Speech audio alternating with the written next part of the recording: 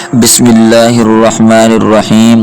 حضرت عبداللہ بن مسعود رضی اللہ تعالی عنہ روایت کرتے ہیں کہ رسول اللہ صلی اللہ علیہ وسلم نے ارشاد فرمایا، جو شخص قرآن کریم کا ایک حرف پڑھے اس کے لیے ایک حرف کے بدلے ایک نیکی ہے اور ایک نیکی کا اجر 10 نیکی کے برابر ملتا ہے۔ میں یہ نہیں کہتا کہ سارا الف اور لام اور میم ایک حرف ہیں، بلکہ ایک الف ایک حرف، لام ایک حرف اور میم ایک حرف ہے۔ یہ 3 حروف ہوئے، اس پر 30 نیکیاں ملیں گی۔ حضرت ابو ہریرہ رضی اللہ تعالی عنہ فرماتے ہیں کہ رسول اللہ صلی اللہ علیہ وسلم نے ارشاد فرمایا، قرآن شریف سیکھو پھر اس کو پڑھو۔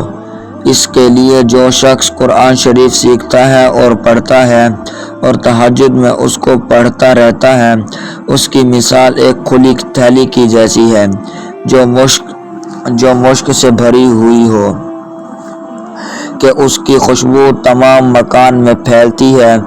اور جس شخص نے قرآن کریم سیکھا پھر باوجود اس کے کہ قرآن مجید اس کے سینے میں ہے وہ سو جاتا ہے، یعنی اس کو تہجد میں نہیں پڑھتا، اس کی مثال اس مشک کی تھیلی کی طرح ہے جس کا منہ بند کر دیا گیا ہو۔ فائدہ: قرآن کریم کی مثال مشک کی طرح ہے اور حافظ کا سینہ اس تھیلی کی طرح ہے جس میں مشک ہو، لہذا قرآن کریم کی تلاوت کرنے والا حافظ اس مشک کی تھیلی کی طرح ہے جس کا منہ کھلا ہو، اور تلاوت نہ کرنے والا مشک کی بند کی تھیلی کی طرح ہے۔